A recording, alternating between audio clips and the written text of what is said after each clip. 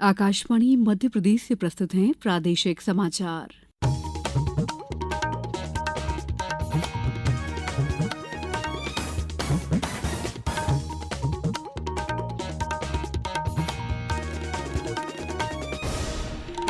नमस्कार, समाचारों के साथ मैं दीपा सिंह। सबसे पहले मुख्य समाचार। प्रधानमंत्री कल बिहार और पश्चिम बंगाल के दौरे पर कई विकास कार्यों की देंगे सौगात।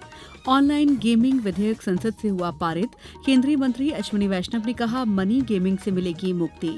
मुख्यमंत्री ने भोपाल में अमृत योजना के तहत कई विकास कार्यों का किया भूमि पूजन। और दिवाली और छठ पर्व के दौरान रेलवे 12,000 विशेष ट्रेनों का करेगा संचालन। अब समाचार विस्तार से।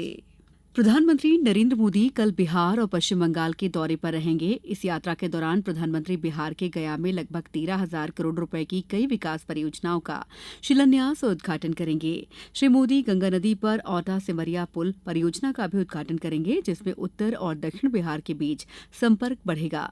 वे राष्ट्रीय राजमार्ग 31 के बख्तियारपुर से मोकामा तक 4 लेन वाले खंड का भी उद्घाटन करेंगे। संसद ने ऑनलाइन गेमिंग संवर्धन और विनियमन विधेयक 2025 पारित कर दिया है। इसे आज राज्यसभा ने मंजूरी दे दी। ये विधेयक ई स्पोर्ट्स और ऑनलाइन सोशल गेम्स को प्रोत्साहित करने, साथ ही हानिकारक ऑनलाइन मनी गेमिंग सेवाओं, विज्ञापनों और उनसे संबंधित वित्तीय लेनदेन पर प्रतिबंध लगाने के बारे में है। विधेयक में ऑनलाइन मनी गेम्स की पेशकश, संचालन और सुविधा पर पूर्ण प्रतिबंध लगाने का प्रावधान है। कानून का उल्लंघन करने पर 3 साल तक की कैद और 1 करोड़ रुपए तक के जुर्माने या दोनों का प्रावधान है।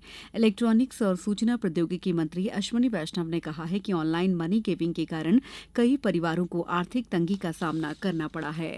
हमारे मध्यम वर्गीय परिवारों को और युवाओं को, छात्रों को जो एक बहुत बड़ा नशा समाज में फैल रहा था ऑनलाइन मनी गेमिंग का, उससे मुक्ति दिलाई है। और साथ ही साथ ई स्पोर्ट्स और ऑनलाइन सोशल गेमिंग जो कि समाज के लिए उपयोगी है, उसको प्रमोट करने के लिए अथॉरिटी बनाने वाला बिल आज पास किया है। मैं संसद के सभी सदस्यों को इसके लिए धन्यवाद देना चाहूँगा। हानिकारक ऑनलाइन मनी गेम्स पर पाबंदी लाने वाले विधेयक के संसद से पारित होने पर हर क्षेत्र के लोगों ने स्वागत किया है। आकाशवाणी के साथ चर्चा करते हुए ग्वालियर के मुरार निवासी युवा आयुष तोमर ने कहा, और कहीं ना कहीं ये युवाओं के हित में एक बहुत महत्वपूर्ण कदम है सरकार का। हमारे देश के कई सारे युवा इस आदत से मजबूर होकर कहीं ना कहीं अपने जीवन को क्षतिग्रस्त कर रहे थे। ऑनलाइन गेमिंग में कई सारे लोग लिप्त थे, कई सारे फाइनेंशियल ट्रांजैक्शंस उनके द्वारा ऑनलाइन गेमिंग में किए जा रहे थे। ऑनलाइन फ्रॉड बहुत अधिक मात्रा में इसके कारण बढ़ रहा था। तो सरकार का ये कदम बहुत ही प्रशंसनीय है। कई सारे युवा इस ऑनलाइन गेमिंग की चपेट में आकर अपने जीवन को भी खो चुके हैं, लेकिन सरकार ने ज़्यादा देर न करते हुए इस चीज़ को प्रतिषेध किया है। इसी तरह ग्वालियर के शिक्षक और अभिभावक मनोहर सिंह सेंगर ने इसे राहत वाला बिल बताया। पैसे लगाकर खेले जाने वाले ऑनलाइन गेम्स पर सरकार ने जो पाबंदी लगाई है, मैं बतौर शिक्षक एवं अभिभावक इसका स्वागत करता हूँ।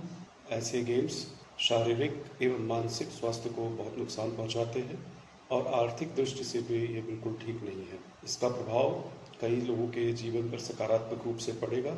इसके लिए मैं सरकार का आभारी हूँ। लोकसभा और राज्यसभा की कार्यवाही आज अनिश्चितकाल के लिए स्थगित कर दी गई है। इसके साथ ही पिछले महीने की 21 तारीख से शुरू हुआ संसद का मानसून सत्र संपन्न हो गया है। लोकसभा अध्यक्ष ओम बिरला ने कहा है कि सत्र के दौरान 14 सरकारी विधेयक पेश किए गए और कुल 12 विधेयक पारित किए गए। श्री बिरला ने विभिन्न मुद्दों पर विपक्षी सांसदों द्वारा किए गए व्यवधानों के कारण समय की बर्बादी पर नाराजगी व्यक्त करते हुए कहा कि सत्र में सदन मुश्किल से 37 घंटे ही काम कर पाया।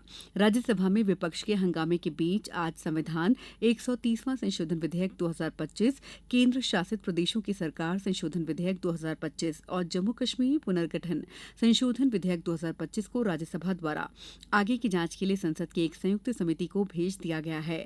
उपसभापति ने कहा है कि सत्र के दौरान सदन केवल 41 घंटे 15 मिनट ही चला और सत्र की उत्पादकता 38.8% रही। समाचारों में वक्त है ब्रेक का।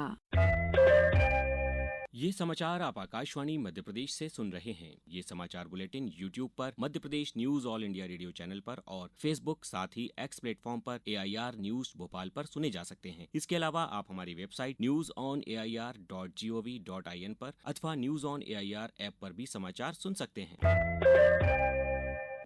ब्रेक के बाद समाचारों में आपका एक बार फिर स्वागत है। राज्यपाल मंगूभाई पटेल आज सिवनी जिले के ग्राम थावर झोड़ी पहुंचे। राज्यपाल श्री पटेल यहां ग्राम परिचय कार्यक्रम में शामिल हुए। उन्होंने ग्रामीणों को जाति प्रमाण पत्र, आजीविका मिशन की बहनों को कैश क्रेडिट लिंक योजना का चेक और विद्यार्थियों को निःशुल्क साइकिल का वितरण किया। राज्यपाल श्री पटेल ने कहा कि केंद्र और राज्य सरकार समाज के हर वर्ग को ध्यान में रखकर योजनाएं संचालित कर रही है।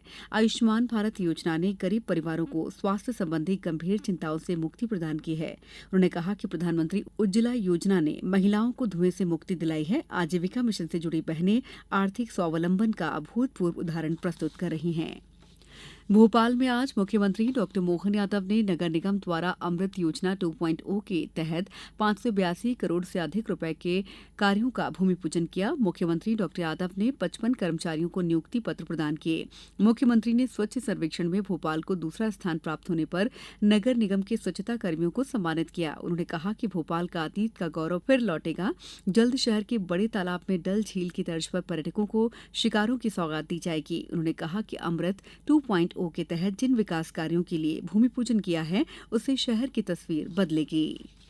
भोपाल का विकास सुव्यवस्थित हो, सुनियोजित हो और सुव्यवस्थित नियोजित होने के साथ साथ आने वाले 100 साल तक भी भोपाल में विकास की किसी बात की कमी नहीं रहे। इसलिए भोपाल के विकास में वो सारी प्लानिंग बनाई जा रही है जिसके आधार पर आसपास के हमारे सभी जिले, चाहे वो राजगढ़ का ब्यावरा हो, रायसेन हो, विदिशा हो, नर्मदापुरम का हिस्सा हो या भोपाल प्रॉपर हो या सीहोर हो, सबको जोड़ करके हमारा अपना भोपाल का एक स्वरूप बन रहा है। इसलिए भोपाल के चारों तरफ रिंग रोड भी होना चाहिए। इसलिए भोपाल का बाईपास भी बना रहे हैं कि हमारे बड़े तालाब से पहले फंदा से निकाल करके नर्मदापुरम तक का रास्ता एक अलग से बना के निकाल दें। रेलवे दिवाली और छठ पर्व के दौरान यात्रियों की सुविधा के लिए 12,000 से ज्यादा विशेष रेलगाड़ियां चलाएगा। रेल मंत्री अश्विनी वैष्णव ने आज नई दिल्ली में कहा कि 13 से 26 अक्टूबर के बीच यात्रा और 17 नवंबर से 1 दिसंबर के बीच वापसी यात्रा करने वाले यात्रियों को वापसी टिकटों पर 20% की छूट दी जाएगी। उन्होंने कहा कि ये योजना इसी त्योहारी सीजन में लागू की जाएगी और इससे बड़ी संख्या में यात्री लाभान्वित होंगे। प्रदेश में मानसून पूरी तरह से सक्रिय है। प्रदेश में अब तक औसतन 32.4 इंच बारिश दर्ज की जा चुकी है, जो पूरे मानसून सीजन के तय कोटे का लगभग 87% है। मौसम विभाग ने अगले 5 दिनों तक प्रदेश के अधिकांश हिस्सों में भारी से अति भारी बारिश का अलर्ट जारी किया है। मौसम विभाग ने कल सुबह तक के लिए धार, उज्जैन और श्योपुर कला में भारी बारिश का ऑरेंज अलर्ट जारी किया है। इसके अलावा इंदौर, नीमच, बालाघाट सहित 22 जिलों में भारी बारिश का येलो अलर्ट है। पिछले 24 घंटों में अशोकनगर, सागर जिलों में अति भारी बारिश दर्ज की गई है। सर्वाधिक बारिश खुरई में 5.5 इंच दर्ज की गई। अब कुछ समाचार संक्षेप में। केंद्रीय संचार एवं पूर्वोत्तर क्षेत्र विकास मंत्री ज्योतिरादित्य सिंधिया कल 22 और 23 अगस्त को अशोकनगर जिले के 2 दिवसीय भ्रमण पर रहेंगे।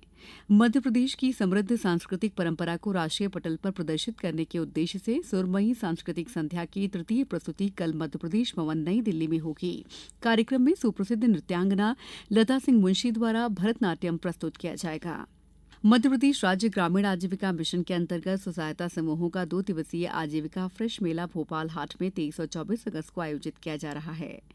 खंडवा इंदौर संभाग के कमिश्नर दीपक सिंह के निर्देश पर जिले का पहला स्वास्थ्य शिविर 30 अगस्त को खालवा विकासखंड के ग्राम रोशनी स्थित एकलव्य आदर्श आवासीय विद्यालय में आयोजित होगा। मुख्यमंत्री तीर्थ दर्शन योजना के अंतर्गत वरिष्ठ नागरिकों के लिए नीमच जिले से मथुरा वृंदावन तीर्थ दर्शन यात्रा आज से 24 अगस्त तक आयोजित की जा रही है। पूर्व मुख्यमंत्री और वरिष्ठ भाजपा नेता स्वर्गीय बाबूलाल गौर की 6वीं पुण्यतिथि पर आज मुख्यमंत्री डॉक्टर मोहन यादव सहित प्रदेश सरकार के कई मंत्री श्रद्धांजलि अर्पित करने उनके निवास पहुंचे। धार जिला मुख्यालय पर कल करियर काउंसलिंग का आयोजन किया गया, जिसमें शासकीय उच्चतर माध्यमिक विद्यालय में पढ़ाई कर रहे छात्र छात्राओं को करियर काउंसलिंग सेशन में विद्यार्थियों को महत्वपूर्ण जानकारी दी गई। इस बुलेटिन में इतना ही। अगला बुलेटिन कल सुबह 7:10 पर। नमस्कार।